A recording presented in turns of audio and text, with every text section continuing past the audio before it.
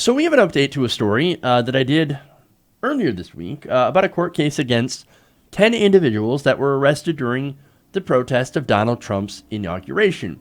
Now, actually, it turns out there was a lot of people, about 200 people, that were arrested during that protest and afterward as well, because they thought that they were involved in that protest, and they were trying to charge them, the government was, with rioting and vandalism because, look, there were a few windows that were broken. There was, I think, a limousine that was attacked during the protests. So the police, what they did is they just basically went and rounded up 200 people, kettled them in, and arrested them. Now, the update on that is that it turns out there are more people whose case against them have been dismissed. Now, a D.C. judge on Thursday dismissed felony charges against individuals, 10 of them, by finding that the government had violated the due process rights of the defendants by failing to turn over evidence. Now, this is evidence that they obtained from a right-wing organization, Project Veritas. Now, D.C. Superior Court Chief Judge Robert Morin found that prosecutors with the U.S. Attorney General's Office for the District of Columbia, which is part of the Justice Department, had committed Brady violations by withholding undercover videos that James O'Keefe's Project Veritas had turned over to the government. So those tapes were actually huge when it comes to the case of the government. So they were using these tapes to prove that these members were basically conspiring to riot, to do vandalism during the protests. Now, the thing about that is that these tapes were, of course, selectively edited to make it look like they were planning riots. Now, look, this isn't anything new for Project Veritas. It's been shown before that they, yes, do political hit jobs by taking undercover video and selectively editing it so that the people obviously look guilty. And they can present it and say, aha! Aha! They were going to riot. They were conspiring to riot. These are the people. Arrest them all. Now, look, they also did similar political hit jobs against Acorn, right? Now, that was during the Obama administration. Acorn was basically a group that helped people, African-American people, vote. It's a get-out-the-vote effort and register to vote. Now, that's a very important group. Now, Project Veritas did a hit piece on that, where O'Keefe famously dressed up as a pimp in a pimp outfit. Obviously, that entire thing was ridiculous, and it turned out to be completely untrue, but it was enough for the Obama administration to effectively defund and destroy Acorn. Now, that's not the only right-wing group that has made attacks against left-wing groups, for example, Planned Parenthood, right? Now, this was the Center for Medical Progress. Now, they did their own undercover sting videos that they also deceptively edited to try to take that organization down. And you know what happened to those guys? It turns out they were charged with felonies. Oops. For, of course, recording people without their consent. And not only that, but the videos themselves were proven to have been deceptively edited. When you watch the full unedited version, it basically shows that they didn't say what not Project Veritas, but the Center for Medical Progress purported that they were saying. That they were selling baby parts, which they weren't, and it's ridiculous.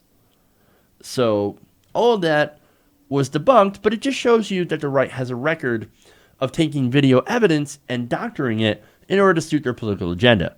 Now, look, if the facts are on your side, you shouldn't have to deceptively edit a video, which shows that they do not have the facts on their side. Now, the prosecution, along with O'Keefe's group, obviously is also not trustworthy because they knew about this. They knew about the evidence. They knew about the full uncut videos. And they decided, oops, nope, not going to do it. In the segment I did previous to this one, I laid that out. And so because of that, Judge Morin actually made a pretty strong ruling on this case. They said that the charges should be dismissed with prejudice. Now, what does that mean? Well, that means the case is so pretty much over with, right, that the government cannot bring charges again. Now, the government said, well, okay, look, we didn't release the evidence. So what? Go ahead and dismiss the case without prejudice so that we can bring the charges against these guys again. Judge Morin said, not going to happen. We're not going to dismiss this case without prejudice. In fact, we're going to do it with prejudice so that you can never bring charges, these same charges, against these individuals. That's how bad the prosecution fucked up, and they did so by withholding exculpatory evidence. Now, Morin said, quote, in his ruling, I do think it's a serious violation, adding that it was not explainable to the court that the government had misled the court, or basically lied to the court about the evidence. Your office represented that was the only video turned over, he said, referring to an undercover video of a planning meeting that hadn't been disclosed in its entirety. In fact, there were dozens of videos in the drive that Project Veritas turned over to the government, defense attorney said. At one point, the government prosecutor described the right-wing Project Veritas as a, quote, concerned citizens group. So, look, that's exactly the kind of perspective you would get from the Trump Justice Department. Oh, no, this Project Veritas, who has misled people and doctored videos before, they're just a concerned citizens group. And don't at all have a history of making hit pieces for political purposes. The result, these 10 people, they're free to go. Now, this adds to the nearly 150 people or so of the almost 200 in which the government had arrested that have had their charges dropped from lack of evidence. And look, some of these people were, I should say the majority of these people were arrested for simply being there and wearing black and shouting anti-capitalist slogans. I thought we had free speech in America, right? You can chant whatever slogan you want. In some cases, too, they arrested people that weren't actually there at all. But they went to their houses, they found out who they were, and arrested them anyway. What did we do? We didn't do anything. We weren't even at the protest. What are you talking about? Yeah, we got you on video. That are planning these protests. But I didn't actually show up. Doesn't matter. Lock them away. Throw away the key. Well, good thing, Judge Morin, we actually have a judicial system that kind of works to step in and say, actually, no, that's not going to happen. So, look, this is a good ruling. This is a great ruling, actually. It's fantastic for the people who were arrested wrongfully. Now, look, I do hope that they actually find the people who did smash in those windows, who did that property destruction and vandalism. If there's anybody on the left that actually did that, then that's detrimental to the cause. However, between you and me, and I have no proof of this, I think it's possible that these were agitators, right? Look, is it unheard of for counter movements to have government paid agitators inside of protests in order to cause trouble? Well, look at Occupy Wall Street. Look at what happened with Standing Rock. That does happen. You got to look at the long history of protests, of left-wing protests, right?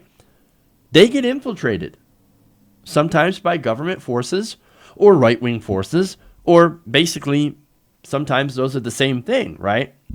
So, look, I'm just saying, even though I don't know if that's the case in this case, that is something to watch out for.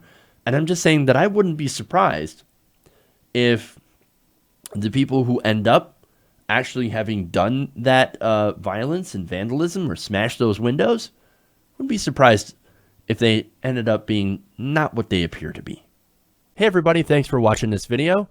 If you want to see more like this, please hit the subscribe button below.